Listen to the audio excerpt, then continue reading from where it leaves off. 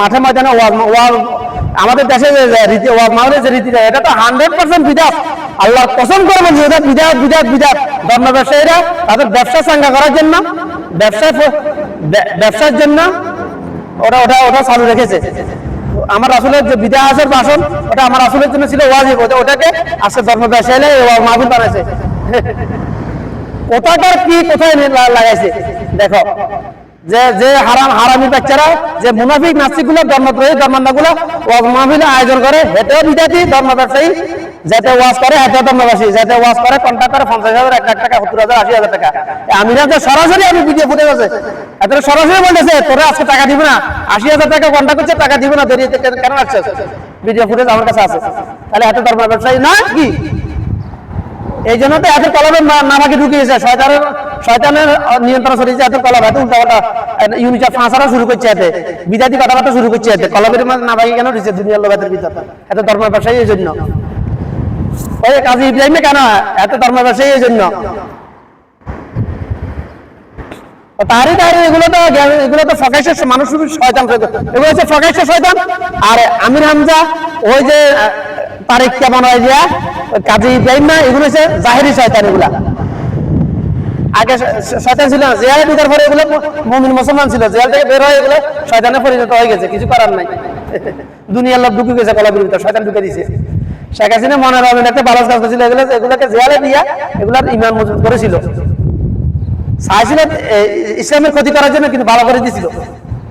আসলে শেখ হাসিনা করে না, হিদির আশপাশে ইহুদি কাপের জায়গা আছে মনে আছে, এরা করছে এটা চক্রান্ত করে। মোদি গান্ধী মোদি চক্রান্তে ক্ষমতা টিকে থাকার জন্য, বাংলাদেশকে হিন্দু শাসিত করার জন্য। শেখ হাসিনা কিছু করে নাই, লোক হিদিকে অপরাধ কিছু করার নাই।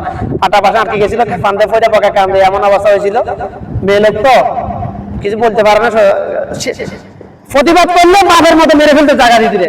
বাবারে তো সিঁড়ি থেকে নামতে দেয় নাই, হিদিরে কিভাবে মারতো হারে কল্পনা করতে পারবে না। বাংলাদেশে হিদিরে কিভাবে মারতো যদি প্রতিবাদ করতে। দেশের জন্য হিদিরে অনেক টান, কিন্তু মুনাফিকের একটা চরিত্র। কালকে হাদিসে পাইছি আমি, যাকে ভালো লাগে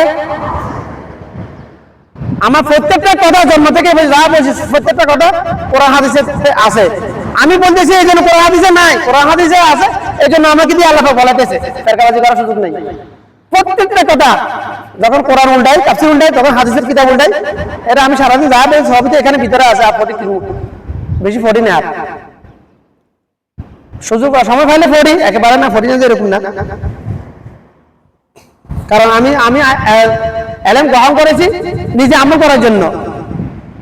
এখন যেহেতু আমার আদম সন্তানকে আমি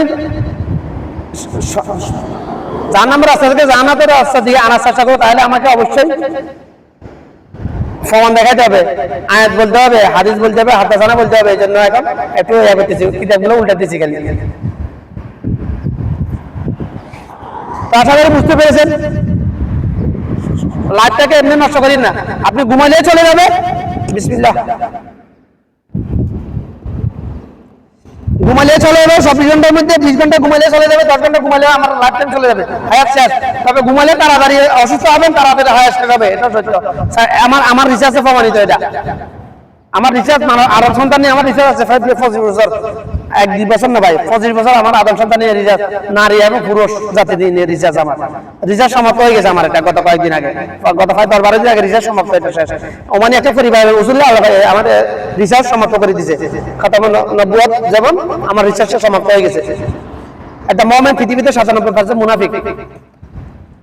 মুনাফিকের 3টা চিহ্নের মধ্যে একটা চিহ্ন আছে, মিথ্যা কথা বলে, চিহ্নটা আছে 99% আদম সন্তানের মধ্যে, 99% আদম সন্তানের মধ্যে এই চিহ্নটা আছে মুনাফিকের, মিথ্যা কথা বলা।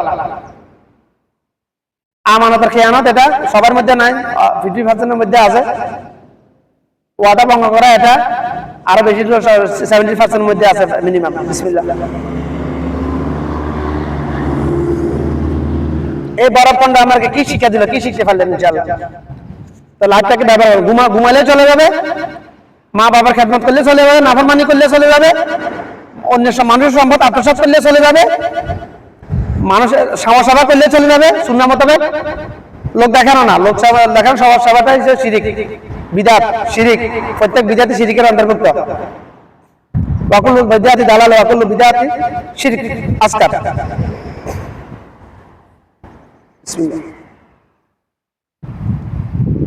অবজয় কেন হতে দিব? আমি আমার লাইফটাকে অবজয় হতে দিচ্ছি না কেন? ফয়জল এখানে মিস করে ফেলবো, আমি এখানে মিস করে ফেলবো, এখানে নর্মাল পানি আছে মিস করে, বেশি ঠান্ডা না খেলে এখানে মিস করে ফেলবো আমি।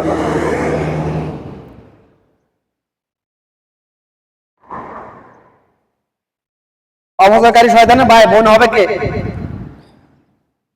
বোন কেউ বলে না। হারে মুসলমানের ভাই বোন হবে কে? বোন হতে পারে না নারীরা?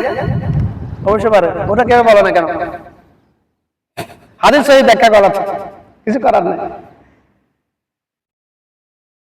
তো লাইফটা অবজয় করবেন না, লাইফ টাইম সীমিত, ফিক্সড, দুনিয়ার সময় ফিক্সড সীমিত আর লিমিটেড। আখিরাতের সময় শুরু আছে শেষ নাই, আখিরাতের সময় শুরু আছে শেষ নাই। তবে আমি যতটুকু আল্লাহ পাক এলেমছি, আল্লাহ পাক আখিরাতের সময় শুরু আছে শেষ নাই এরকম না। আবার আল্লাহ পাক কোন এক সময় আবার আদম সন্তানকে আবার দুনিয়াতে পাঠাবে, এরকম হতে পারে, যেটা আমার অ্যানালাইসিস বলতেছে। আমার মানে কখন এটা জানি না, কত মিলিয়ন ট্রিলিয়ন বছর পর এটা জানা নাই, কারো জানা নাই। তবে কোন এক সময় আল্লাহ আবার আদম সন্তানকে আবার এই পৃথিবী আবার সৃষ্টি করবে, আদম সন্তানকে আবার পৃথিবীতে ভরাবে, এরকম হতে পারে। আল্লাহি আলম, আল্লাহ ভালো জানে। তবে আমার ধারণা এরকম, আমার রিসার্চ বলতেছে এরকম হতে পারে ইনশাআল্লাহ। যদি আল্লাহ চায়, আল্লাহ চাইলে তো করতে পারে। যে আল্লাহ একটা শুক্রাণু যেটা খালি চোখে দেখা যায় ওখান থেকে আমাকে সৃষ্টি করেছে, যে আল্লাহ মাটির সাথে মিশে যাওয়ার পরে আমার এই আঙ্গুলের ছাপ সহ আমাকে পুনরুদ্ধার করবে, হাসরের দিন উপস্থিত করবে, সে আল্লাহ সবই করতে পারে ভাই ইনশাআল্লাহ। আল্লাহর ক্ষেত্রে ইনশাআল্লাহ বলা যায় না, আল্লাহ করতে পারেই পারে। ওখানে আমার ক্ষেত্রে আমি যদি বলি এটা ইনশাআল্লাহ এটা কালকে করবো, আমাকে ইনশাআল্লাহ বলতে হবে। ও শিক্ষা আমাকে আল্লাহ দিয়েছে।